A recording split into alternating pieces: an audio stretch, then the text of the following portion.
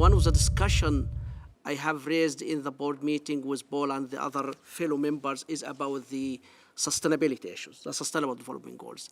And there were many voices during the meeting there back in Madrid about where are the role of the IOSCO in supporting the sustainable development goals.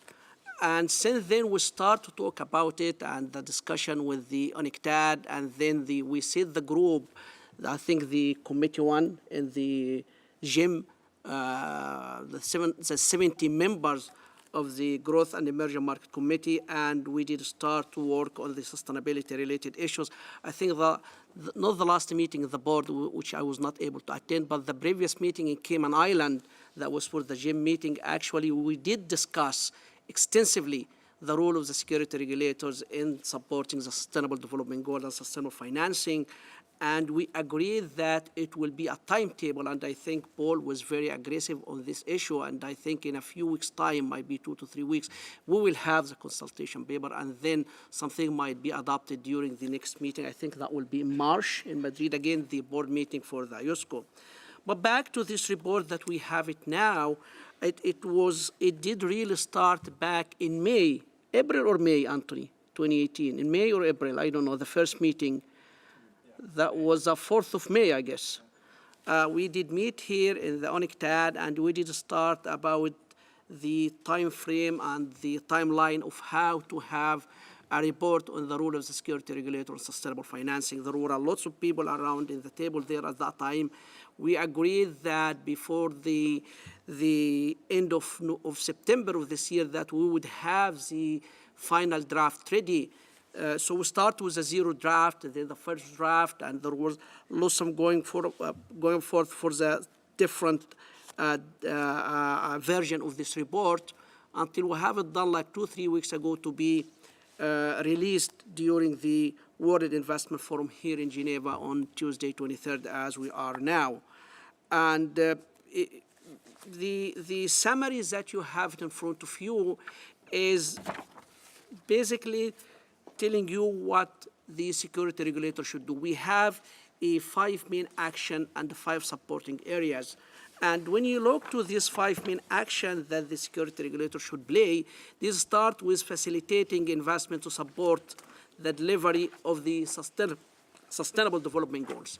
And this action actually is related about preparing the ground, bringing the stakeholders to explain how we can facilitate the investment related to sustainable development goals. So the first one is about preparing the ground.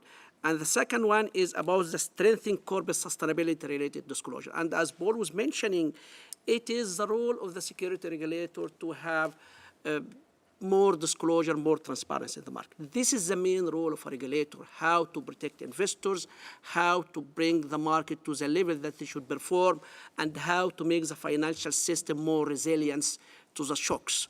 And one of the issues that we need to do is to increase the level of transparency and the quality of transparency that is needed in the market. So in this area, the security regulator can play a key role of how to increase the sustainability-related issues in terms of disclosure and transparency. The third action is about to clarify to investors their duties on sustainability. We need especially the institutional investors, to take into their consideration the decision-making process about sustainability.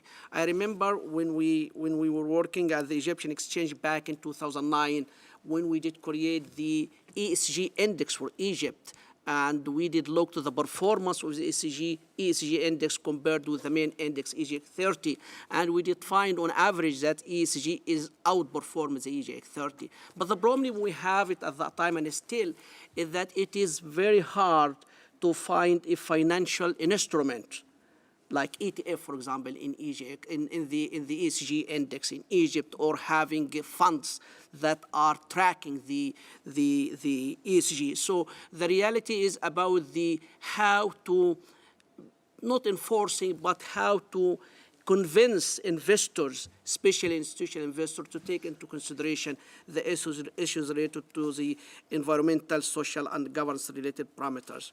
The third action that the security regulator could play is strengthening corporate governance to support sustainability. And this is related to introduce the board's responsibility related to the environmental and social factors. I remember back like 10 years ago when we did start, or even 15 years ago, when the world started to talk about the corporate governance, especially after the scandal about the corporate America after the WorldCom and Enron.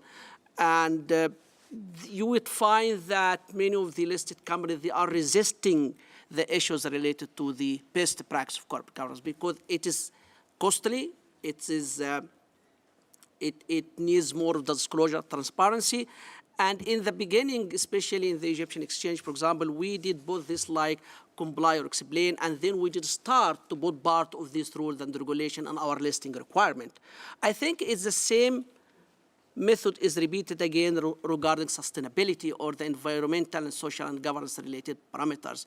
I think the Egyptian Financial Regulatory Authority, in one of the board meetings, we did decide to ask companies to explain or to have the part of the annual disclosure when they are discussing their financial year end is to have a report on corporate governance. I think might be in the very short period of time, we would ask companies to disclose issues about the environmental, social, and issues related to the climate change as well. So, I mean, it takes time, but I think it's coming to have a part of the disclosure and transparency about the sustainability issues. The last item or the last action of the 5 main actions that the regulatory authority should take is about the building capacity in the market. And this is a very challenging issue because it is not about the stakeholder in the market, but it is even inside the institution itself. You need to make your people working in the regulatory authority that they are aware of the sustainable development goals, they believe on what is going on, and by this way they can disseminate that to the market at large. This needs a lot of work and joint effort with the other regulatory authority, with stock exchanges, with the policymaker. And when I come to the policymaker, it's an issue that really needs a concern. Because one of the issues that we are facing is whether or not your policymaker believes in the sustainable development goals and sustainable financing. The reality is that from the economic point of view, is that if you would like to implement sustainability in the way you are managing your economy and to change your economy from the conventional one to a more of a green economy, this has a cost. And when you're talking about the business society, with the government itself, especially many of the government in emerging markets, they are facing a huge budget deficit. So anything of the monetary advantage or monetary given to the issuers to have a green bond, for example, is not in the table for the time being.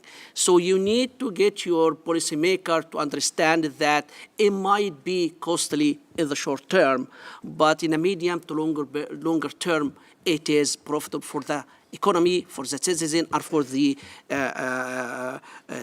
for our future generations.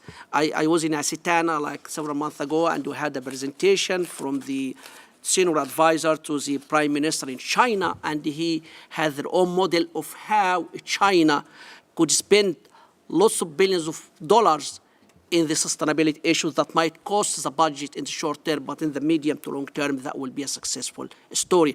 And this is the issues that we need to work very closely with the policymaker, because the reality is that you need to make sure that policymaker in your side, and they can provide whatever is needed to change their economy, not slowly, but gradually from the conventional economy to the green economy. And everybody would understand that you need to protect your environment, you need to protect your future generation, and you need to change the way you are managing your economy. So this is the main 5 actions that the regulatory authority could do to enhance the sustainable development goals. However, there are 5 other supportive actions that the security regulators could help, and very quickly is about analysis and research that we could, as a regulator, we could do our work in how to analyze and how to make a research to convince others about the importance of the sustainable development goals. The support of number 2 is about the roadmap And what I mean by the roadmap is that we need to understand what are the barriers for sustainable financing, what is the opportunity there, and what is the time frame that gradually over time we can achieve some sort of sustainability in the way we are managing our market. The supportive number 3 is about the sharing. And here is very important because if you look to this report, you will have like 35 actions taken from 19 regulatory 19 markets. So it is very important to understand what other regulators are doing, what our stakeholders in any economy or any market they are doing. This is very important that we learn from each other. The supporting action number 4 is about standards. And again, instead of start from the scratch, we need to look what other standards they are in place. I mean, you will find, for example, the action taken by stock exchanges, by regulators, and even by institutional investors, that there are many standards here and there, and we need to make some harmony among these standards that could help the market to achieve the sustainable financing. And last but not least, the collaboration among the stakeholders. Very important that we need to meet and to understand how we can achieve that. If you look to this report, for example, in page number 18 or 20, I can't remember, you would understand that we need to mobilize resources that beyond the imagination you might talk about. You're talking about between 5 to 7 trillion US dollar needed annually from now until the year 2030 to achieve the Sustainable Development Goals. You would need another 1 to 2 trillion dollar every year to achieve the climate change agreement in Paris.